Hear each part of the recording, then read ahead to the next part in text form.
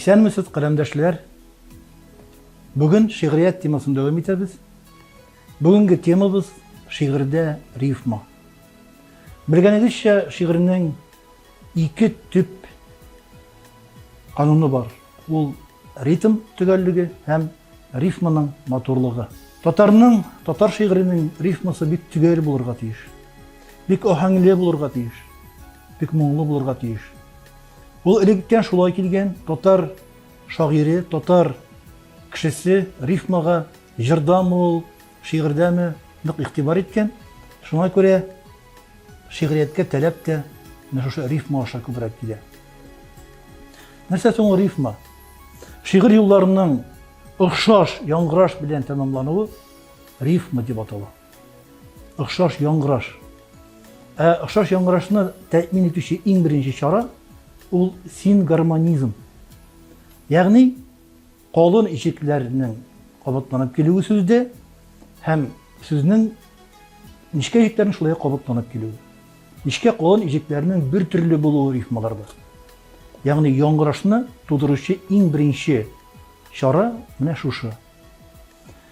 Рифмалаштыру дигән термин бар, шундый сүз бар, төшенчә. Ягъни менә шушы рифмалашкан шигырь юлларын билгеле бер тәртиптә урнаштыру. Аны әйтергә вакытта гыйлеме формалары, шундый принциплары. Чөнки шигырь юлларының рифмалашып килүе бер хәл, аларны шигырьдә матур итеп урнаштыруда шулай ук осталык сорый. Рифмалаштыруның төрле чаралары бар, төрле юллары бар. Һәм шуңа күрә рифмаларның да төрле төрләре бар. Менә шушы бүгенге сөйләшүдә әлеге рифма төрләрен ныграк тукталып һәм хәтта мисалларда карап китербез. Әйтик, менә парлы рифма, янәшә рифма. Ул инде Тукайлар чорыннан ук килә торган рифма, борынгы әдәбиятыбыздан, борынгы шигъриятыбыздан ук килә, дастаннардан ук. Ягъни ул бәйит типындагы шигъриятка карый күбрәк. Шигырь юлларындагы соңгы сүз яки сүз тизмә, яки сүзләр, алар рифмалашып охшаш яңгырашка ия булалар. Әйтик, менә Шәйх Бабичтан ике юл, бер бәйт китерәбез. Ике тап мин аңгыраны төз юлга күндерсәнә. Мине баскан җәһил утын су сибеп сүндерсәнә. Менә күндерсәнә дигән рифма бу очракта шигырьне шигъри итә инде.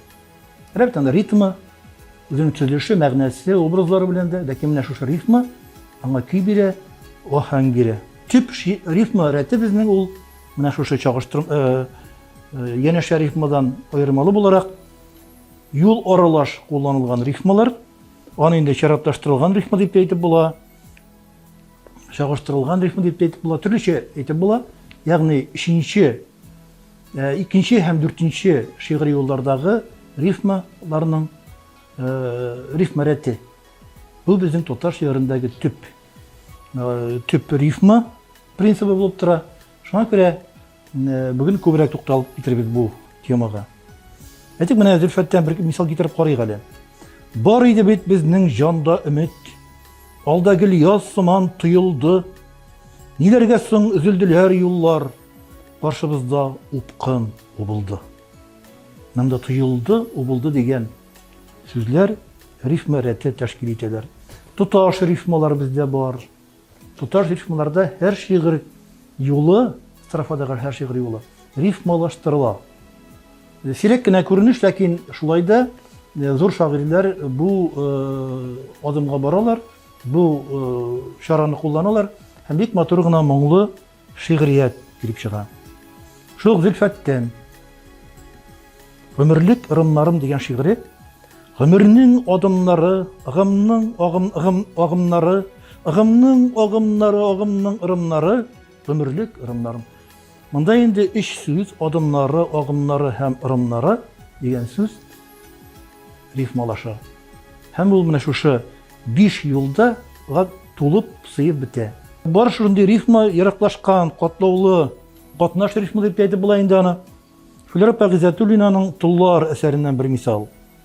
Батып киләбез узганыбызга, үз заманыбызга, үз җаныбызга мәхшәр сугарып.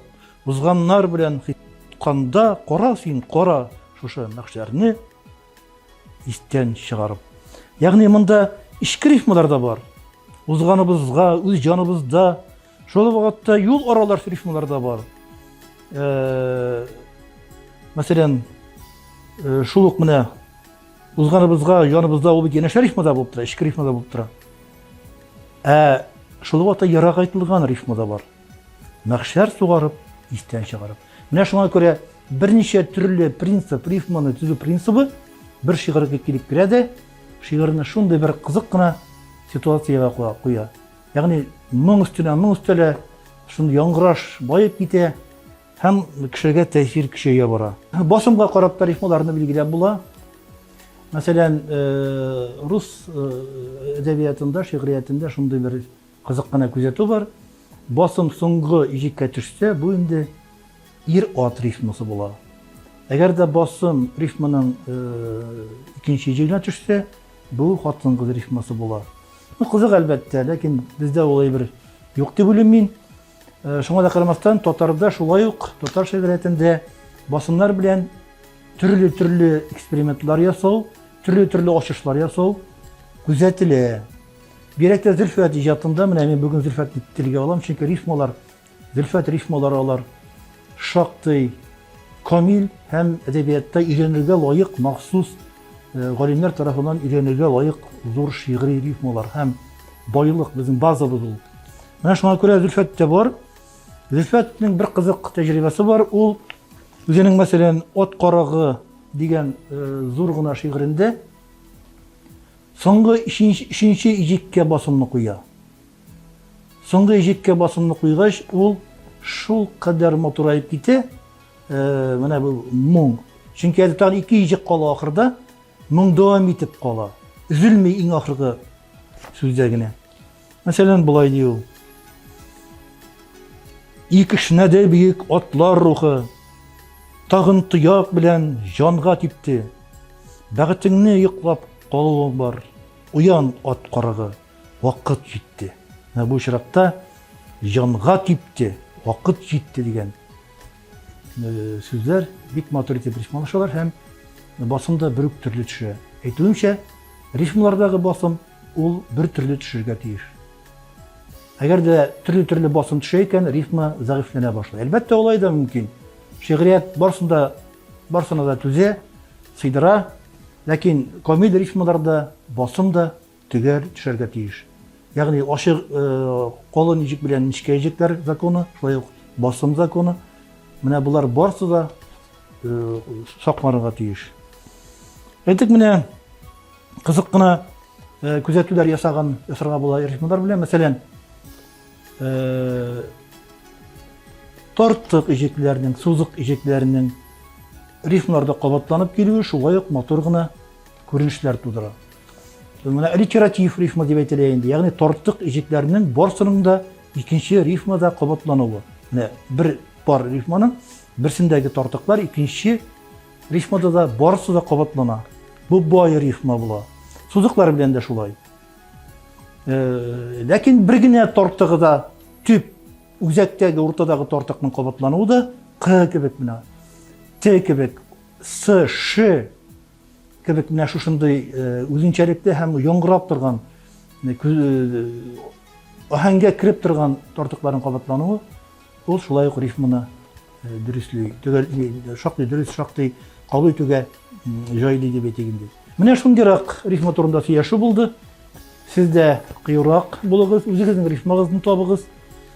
En kızığı şairlerinin icatlarının bilen tanışkanda, kitaplarını okuganda rifmalarına mahsus iktibar etiniz. Indi rifma kullangan bu şair. Hatta bir kızık rifmaların şairlerinin bir tirkab barıgız. Özünüzün koyun defterlerinizde. Tirkab barıgız. Şiir yazganda onlarını kullanınız. Başkalar tapkan rifmаны kullanırga yarayı. Анда бірінде де тыю юк. Шуңа күрә ритмда, ритм төрлелеге дә булырга тиеш. Чөнки инде безнең бик күп нәрсә табылган, бик күп нәрсә эшләнгән. Менә сез дә үзегезнең җатларыгызда Безнең табышларыбызны, үткәндәге мирасыбыздагы кызыклы шундый күренешләрне кулланыгыз. Рифма татарда иң мөһиме, чөнки ул шигырьнең көен, моңын шулай ук ритм белән бергә тәэмин итә. Моны онытмагыз. Уңышлар сезгә, матур бәйрәмнәр һәм әдәбиятны яратыгыз.